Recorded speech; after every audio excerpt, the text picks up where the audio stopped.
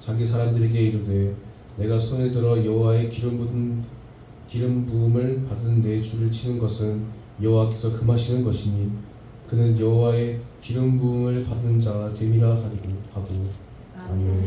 네. 우리가 요새 사무엘을 읽고 있습니다. 사무엘 이미 죽은 사람들의 이야기입니다. 이 세상에 없습니다. 이 사람들은요. 그러나 이 사람들의 이야기 속에 우리 자신의 삶의 이야기를 생각하고 뭔가 교훈을 얻기 위해서 이 말씀을 봅니다. 어느 이야기든지 주인공이 있기 마련입니다. 우리는 우리 자신의 인생 속에서 자기가 주인공이죠. 여기 주인공들은 다윗과 사울입니다. 이 두 사람의 대결. 권투는 재밌지 않습니까? 서로 치고받고 하는 권투 같은 거 재밌죠. 스포츠. 마찬가지로 다윗과 사울은 링 위에 올라간 두 선수처럼 서로 죽이고자 하고 도망다니고 그런 어떤 그 대결을 보여주고 있습니다. 그 이야기 속에서 우리는 뭔가 교훈을 얻기를 원합니다. 23장부터 보는 게 좋겠습니다. 23장에 보니까 다윗은 사실은 사울과는 상대가 안 되는 약한 존재였습니다. 나이도 그렇고 나이도 한 수십 년 차이 나는 것 같고 사울은 왕이고 수천의 군사를 동원할 수 있는 사람이었습니다. 다윗은 군사는커녕 문제아들이 다윗에게 몰려서 겨우 문제아 집단을 만드는 정도의 약한 사람이었습니다. 그러나 하나님께서는 다윗의 편이었습니다. 사울의 편이 아니라 다윗이 사울을 피해서 이리저리 도망치고 있을 때 다윗에게 소식이 들려오기를 블레셋 사람들이 블레셋은 하나님을 믿지 않는 이스라엘을 괴롭히는 대적이죠. 원수죠. 원수. 블레셋 사람들이 그일라를 쳐들어왔다. 그일라는 다윗이 속한 유다 지파의 한 마을이었습니다. 그런데 그 타작 마당을 탈취했다. 이렇게 1절에 나옵니다. 23장. 사람이 농사를 지어서 1년 동안 먹고 사는 겁니다. 농사를 망치면은 그 다음에는 굶어 죽어야 되는 거죠. 또 농사가 풍년이 들었다고 해도 도둑들이 와가지고 농작물을 싹 걷어가면은 그건 이제 고대 사회에서는 그건 이제 1년을 굶어야 되는 그런 거죠. 겨우겨우 보릿고개를 넘어서 곡식을 걷어들여서 먹을 만큼 쌓아놨는데 일본 놈들이 쳐들어와서 몽땅 다 뺏어갔다. 이를테면 그러면은 그 다음에는 굶어야 돼. 이것이 고대 사회입니다. 오늘날도 역시 뭐 농산물 훔쳐가는 사람들이 있다고 들었는데 농사 지어놓으면은 와가지고 쓱 걷어가는 거 밤에. 그러면은 그 농부들은 농작물 농사 그거 열매 바라보고 수고와 고생을 다 했는데 그 홀라당 그냥 가져가 버리면 어떻게 되겠어? 이때 그일라 마을에 농사를 지어서 타작 마당이란 말이 나오죠. 이제 식구들하고 아들, 딸, 부모님을 그것을 먹여 살려야 되잖아요. 농부들은요. 그렇게 해가지고 타작 마당에 이렇게 말리고 곡식을요. 그렇게 했는데 블레셋 놈들이 그 사람들이 칼과 창을 가지고 쳐들어와가지고 자기들이 농사 짓지도 않은 다른 그 사람들의 것을 훔쳐가는 겁니다. 훔쳐가는 게 그 뺏어가는 거죠. 탈취, 뺏어가는 거. 이건 나쁜 겁니다. 뺏어가더라도 전쟁을 일으키더라도 고대 사회에는 예의가 있습니다.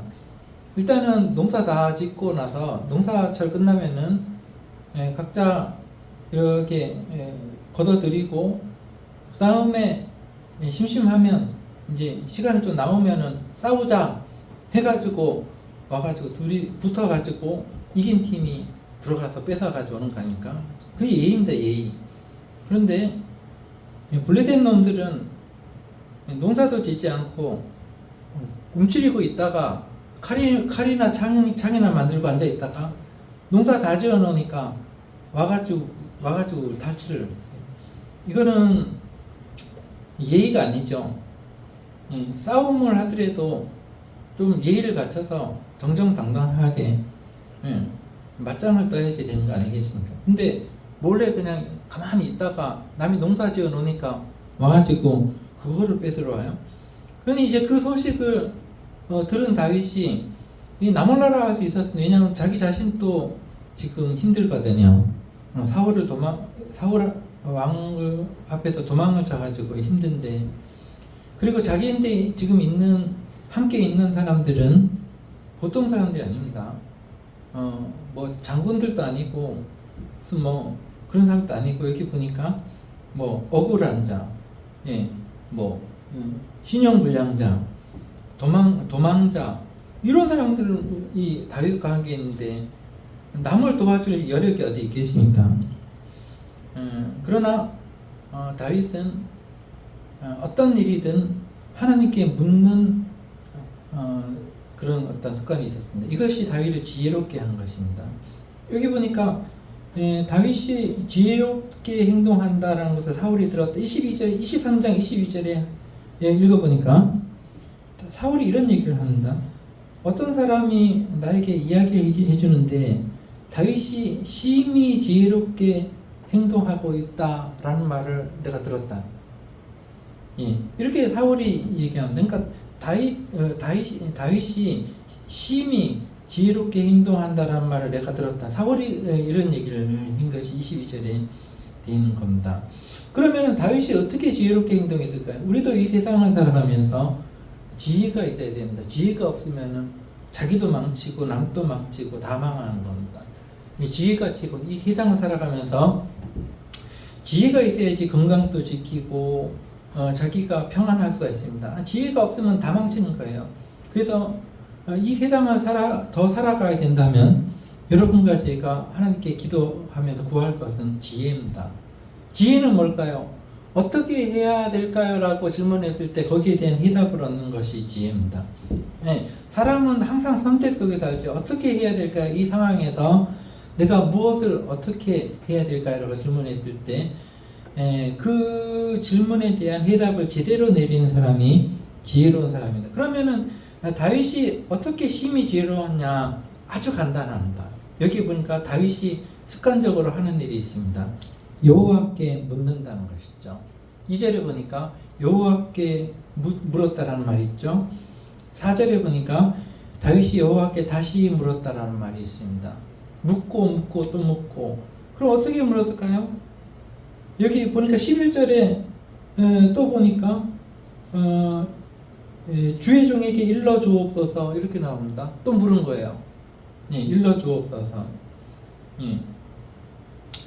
그러니까 다윗이 어떤 방식으로 하나님께 물었냐는 여기에 나와 있습니다. 어떻게 물었냐면 물인과 덤빈물을 물었습니다. 사울왕에게 피신온 아비아달 대제사장이 가지고 온 것이 에봇입니다. 대제사장이 입는 에봇이라는 옷이 있습니다. 거기에는 그 옷은요 화려한 옷입니다. 대제사장이 입고 제사를 집전하는 그런 옷인데 청색, 자색, 홍색 그리고 가늘게 꼰 하얀색 실로 아름답게 만들어진 그 대제사장의 옷 속에 돌멩이 2개가 들어있었습니다. 그 돌멩이의 이름은 우림과 둠빔입니다. 그게 검정색, 하얀색 돌멩이인지 아니면 어떤 색깔인지 모르겠는데 성경은 우림과 둠빔이 들어있었다라고 기록이 되어 있습니다. 우림과 둠빔의 뜻은, 우림이라는 뜻은 여기 몇 절에 나오나 여기도 나오는데 우린과 23장에 우린과 둠빔이라는 그 밑줄에 나오죠.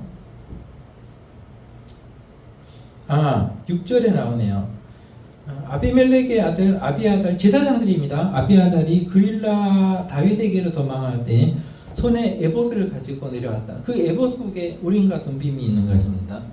이게 뭐 하는 거냐 도대체 점치는 겁니다. 쉽게 얘기해서. 지금 내가 이 상황에서 어떻게 할까요?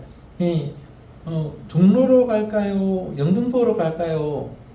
물을 때 우림과 둠빔을 사용하는 것입니다. 그걸 던져서 여호와의 뜻을 묻는 거예요. 다윗의 방법은 그러했다는 거죠. 그 에봇 속에 있는 우림과 둠빔, 그 뜻은 빛과 완전함이라는 뜻입니다. 우림이라는 뜻은 빛. 빛은 우리의 눈을 밝게 하고 길을 보여주죠. 둠빔이라는 뜻은 완전함. 그러니까 완전한 빛이라는 의미의 두 돌입니다. 그거를 던져서 여호와의 뜻을 묻습니다. 항상 묻습니다.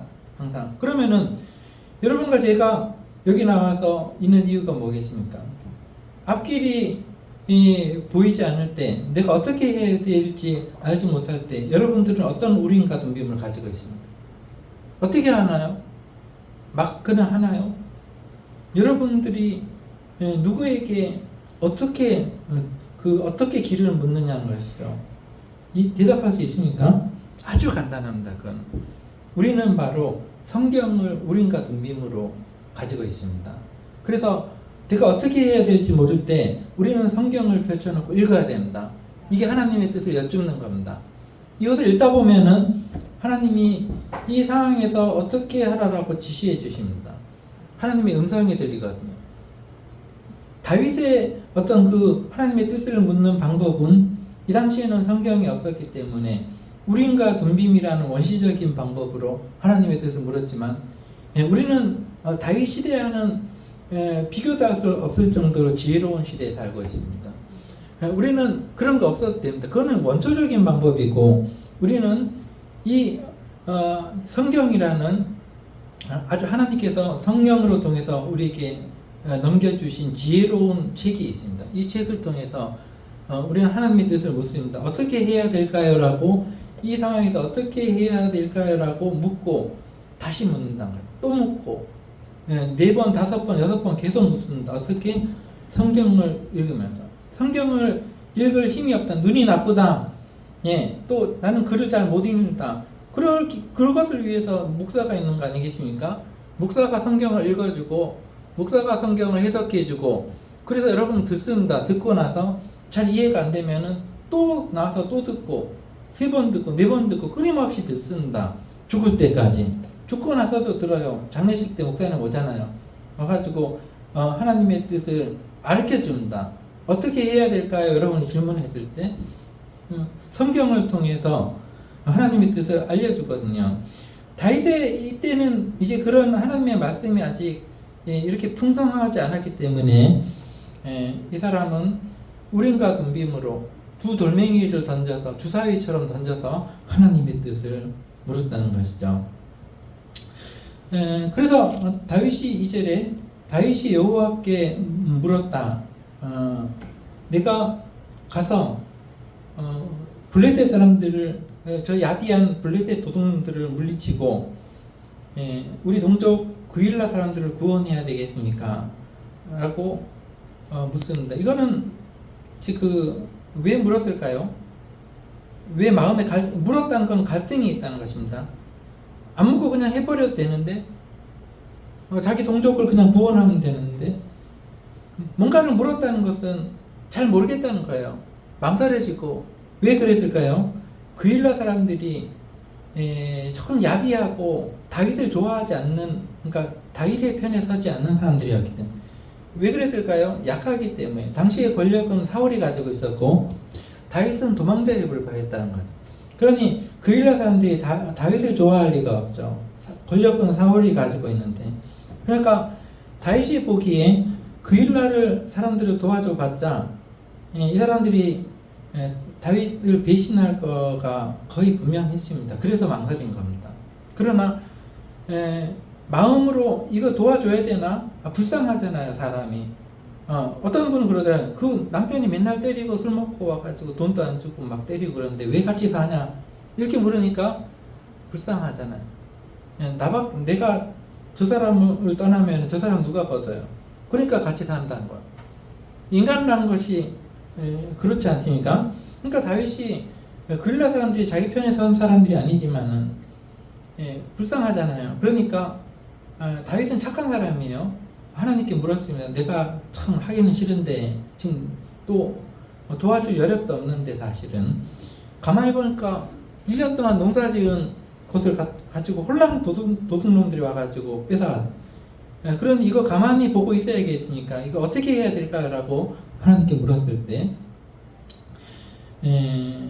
자 3절이 그렇게 물었습니다. 2절에 보니까 물었더니 하나님께서 가라 구원자가 되라라고 말씀하십니다. 참 이게 누구의 구원자가 된다는 것은 굉장히 짜릿하고 멋있는 일입니다. 아름다운 일이고 이 세상에 살아가면서 우리는 항상 누군가의 구원자가 됩니다.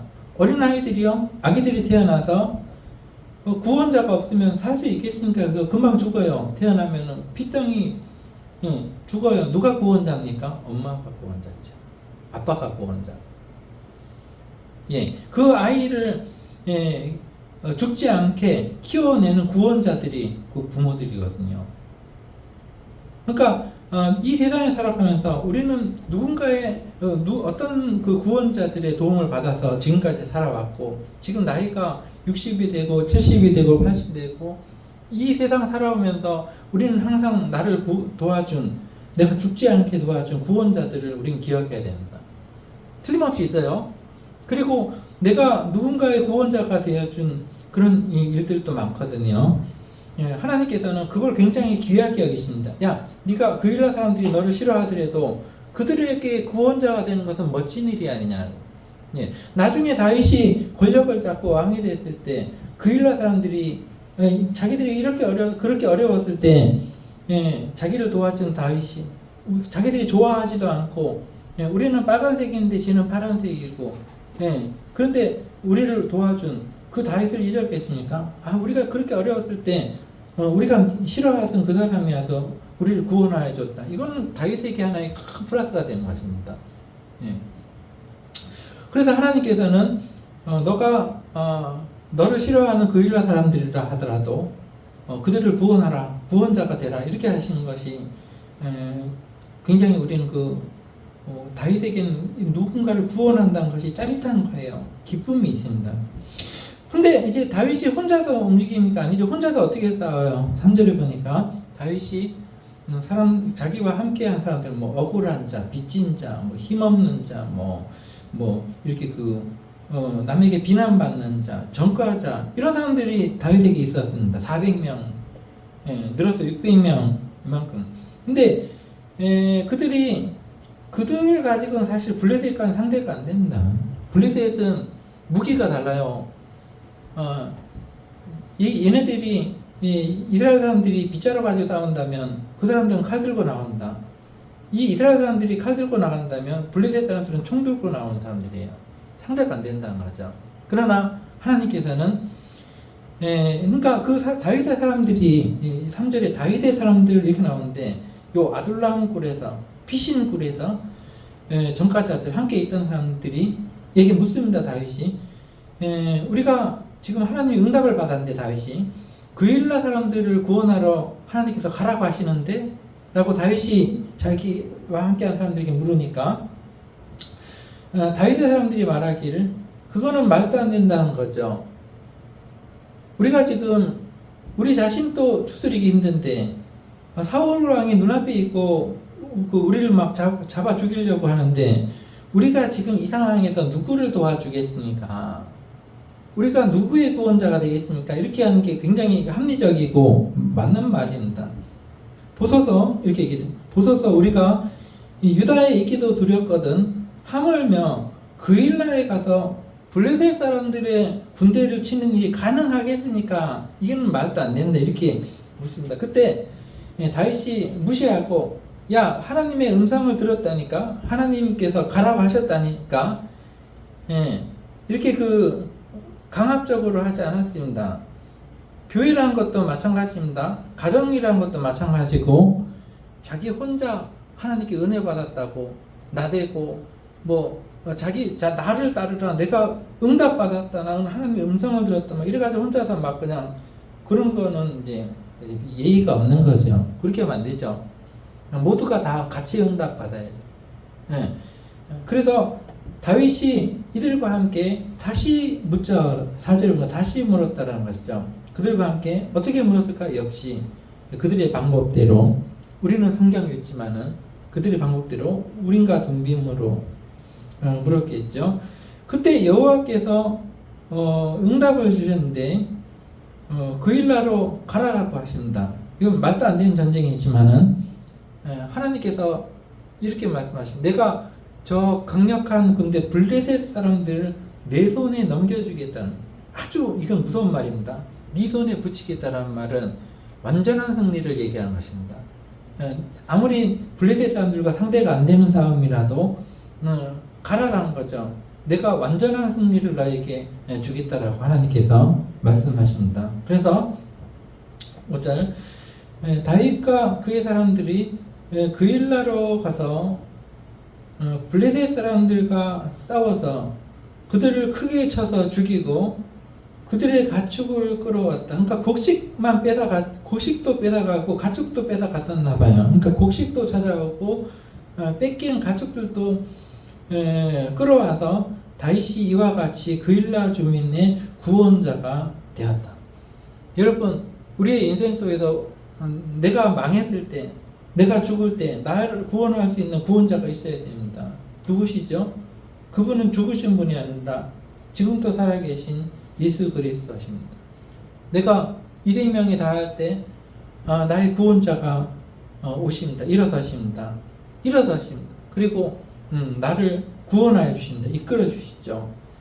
그래서 우리는 죽지 않는다는 거죠. 구원자가 있기 때문에.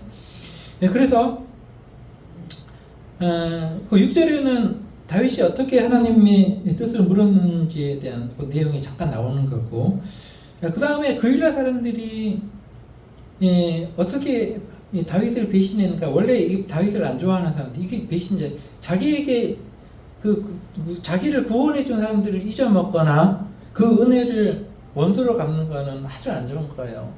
이 세상을 살아오면서 누군가 나에게 은혜를 끼치고 내가 정말 어려울 때 나를 좀 도와준 사람들, 그 사람들을 잊으면 안 돼요. 잊으면 배은망덕한 것입니다. 그일라 사람들이 배은망덕한 사람들입니다. 그래서 다윗이 망설였지, 처음에.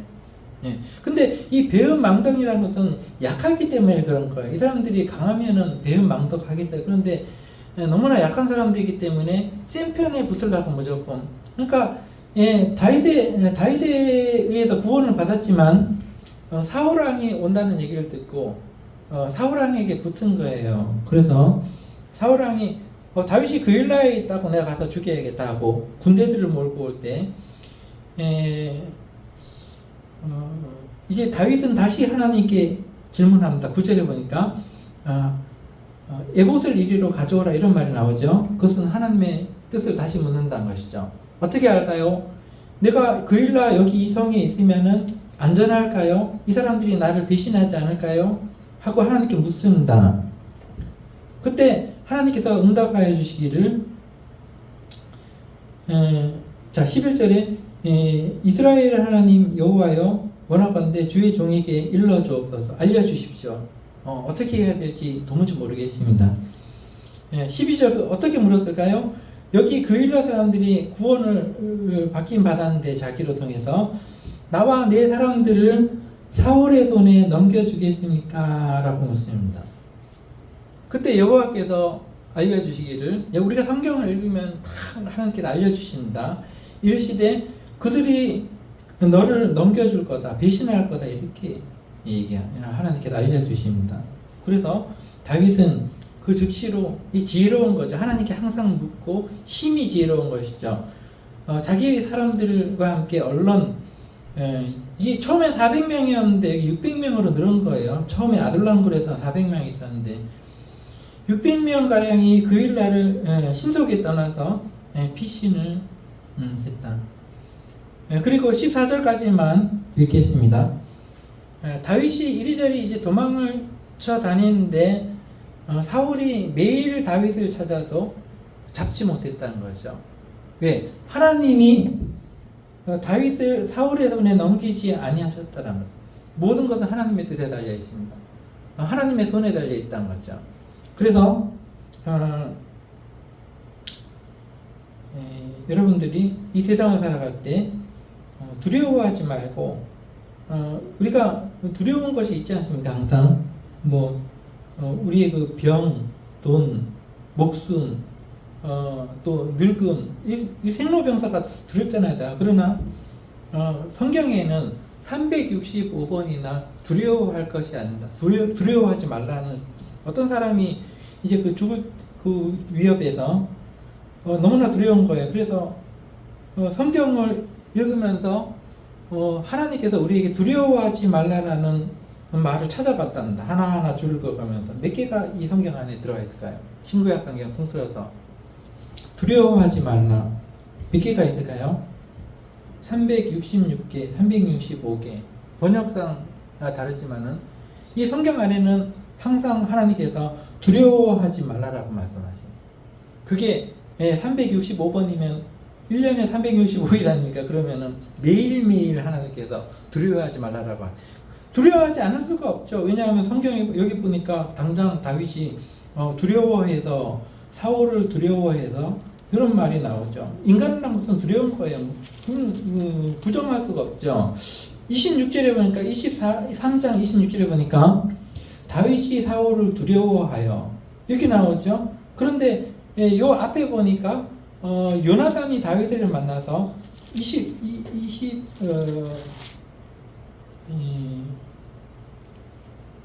24장에 보니까 요나단이 다윗을 만나서 두려워하지 말라 그렇게 얘기하는 그런 부분이 제가 또 몇 절인지 정확하게 찝지 못하겠지만 제가 읽었습니다. 23장에 나오네요. 17절, 23장 17절, 이 친구, 그러니까 사울의 아들이지만 다윗의 형, 친구 요나단이 말하기를 두려워하지 말라 이렇게 얘기합니다. 이게 365번 중에 한 개예요. 두려워할 것이 아니다. 그러나 다윗은 두려워했다라고 얘기하죠. 이것이 인간이지만 우리는 이 말씀들 속에서 하나님이 넘기지 않으시면 나를 쓰러뜨릴 자가 없습니다. 하나님의 손이 나를 원수들의 손에 넘기지 않는 이상은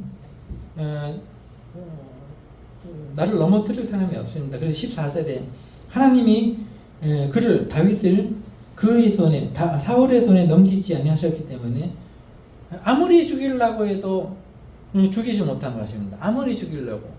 그래서 오늘 이 세상을 살아가면서 여러분들이 겪는 어떤 것들, 여러분을 공격하는 어떤 것들이 아무리 많아도 하나님이 넘기지 않으시면 우리는 버틸 수 있습니다. 그런 믿음을 가지고 살아갈 수 있는 여러분과 제가 되기를 기도하겠습니다. 기도하겠습니다.